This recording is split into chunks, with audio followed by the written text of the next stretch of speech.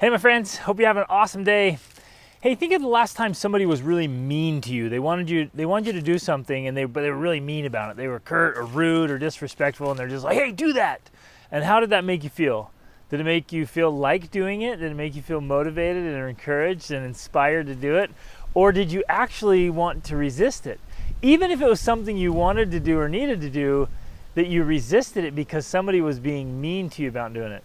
Probably that, right? I remember as a youth, and I've worked with tons of youth almost every day now for decades and work with people all over the world, and people resist it when others are mean or disrespectful or rude.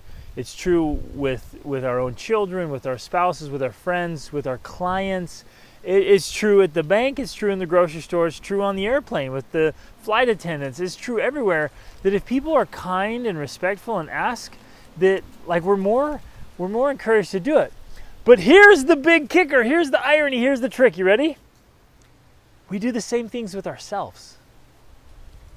Too often we are mean. We're mean to ourselves, and we're too hard on ourselves. And we actually say in our either out loud or in our minds, we say mean things to ourselves, and we're disrespectful to ourselves, and we kind of beat ourselves up. You ever done that? You in that boat? Again, working with people all over the world, I see that all the time, where people are they're just too hard on themselves. And they spend a lot of time, I like to say, they're spending a lot of time behind the whooping shed, just beating themselves up for their mistakes or their failures or shortcomings or something they don't like about themselves. And I was there. I've been there, my friends, where, especially as a teen, I didn't like myself. I didn't like my life. I didn't like it at all. And there were time periods when I made mistakes, or I felt like I had flaws or weaknesses and things about me. Again, well, part of it was I thought I couldn't change, and I thought I didn't like, and I'd beat myself up so badly and be so disrespectful to myself for having made a mistake that it was counterproductive, right? It didn't help me change.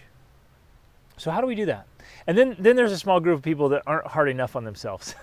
They don't hold themselves to any standard. They're just like, whatever, anything goes. I don't care. I can do whatever. And that's a lack of self-respect too, right? When you're too hard on yourself or you're not hard enough on yourself, there's no self-respect there if you're not holding yourself to any kind of standard. So what do we do about it? Here, that's the challenge, right? And this is a tough topic and a challenging video. As I was thinking about making this video for you, because even my coaching clients deal with this, the people I mentor deal with this when I go speak to audiences. I mean, this is a big thing that so many people struggle with, is being too hard on themselves and beating themselves up, and then not being hard enough. Because if on one hand you kind of toss off like, okay, well, I'm not going to be hard on myself anymore, but you throw out standards and you're not firm with yourself and you don't hold yourself accountable, well, you don't like that either. And in fact, none of us will. We're born with this desire to be great, right? This desire to do good things, the desire to be our best, to pursue potential. Like that's in us. It's here, it's in our hearts and souls. Like we want to be great. And so just doing nothing, living a mediocre existence, living below our potential, just eats us up.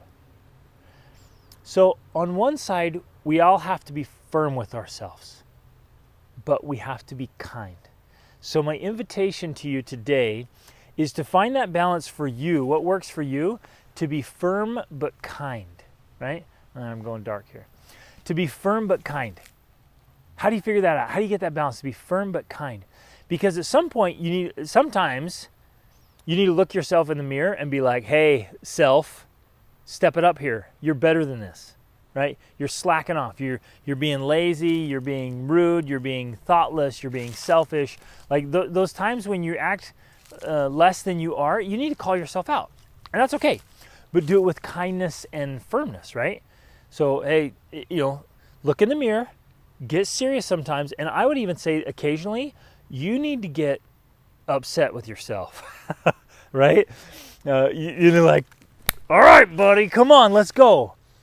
Step it up. There are times to get upset with yourself and call yourself out and some accountability with kindness and respect. You don't ever have to be mean or rude or disrespectful. You can be firm but kind. So if you are in a space right now and you have a habit of being really hard on yourself and beating yourself up, try to stop doing that. And maybe you created the habit of doing it. And so again, self-respect. You might set an alarm for this. You might write it in your journal. You might rewrite it often. It might become a new affirmation or declaration, or a new mantra. It might go in your philosophy journal. And if you haven't heard about philosophy journal, go to my podcast. There are 2 episodes on that about how to create a philosophy journal. It's awesome. But like, get clear about kind but firm. Okay, kind and firm. Self-respect, kind but firm, and hold yourself accountable. So pick a standard, hold yourself to it. If you catch yourself beating yourself up, then literally you could stop. I know this sounds kind of elementary, but you could stop and say a kind thing or 2 kind things about yourself. Okay? Literally try this.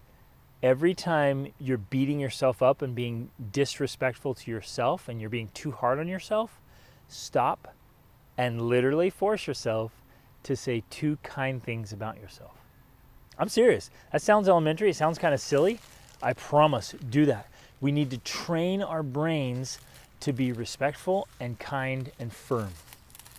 So, I mean, and you're going to have to find this balance for yourself, and you're going to have to find how to make that happen. But I would, if you want to be accountable to something, write it down. You could rewrite it every single morning. If you have a goal you want to stick to, maybe you want to stop eating junk food, or you want to start exercising, or you want to save a certain amount of savings every month or every paycheck. Maybe you want to send out kind notes. You want to repair a relationship. Whatever it is you want to do, you could pick a goal and just write it out every morning and hold yourself to it. And if you're not accountable, like, call yourself out in a kind, respectful way. Call yourself out and go make it happen. You guys, it's I don't know. And I know I'm saying it again. I'm being repetitive here on purpose. I'm just trying to drill this into your subconscious. Be firm but kind, and stop beating yourself up, because just like we started in the beginning, we don't like it when others are mean or rude to us and yell at us or say mean things. You know, nobody would say, "Hey, you're so stupid. Why don't you do that better?" Nobody likes that. But how tragic it is when we say that to ourselves. When I make a mistake, "Oh, come on, Greg, you're so stupid. Why don't you do that?" That doesn't motivate me or encourage me or help me. But when I say, "Hey, Greg, you're better than that, man. You got more potential. You got more power. You can step this up. You can practice. You can grow. You can improve. You can be better than that. And I'm talking to myself here. I expect you to be better than that." Right? And I can be firm and kind. It'll make a huge difference. So stop with the disrespect to self. Start with the kindness and firmness. Get things done. Be kind, be loving. Give yourself a virtual hug and go get it done, my friends. Reach upward.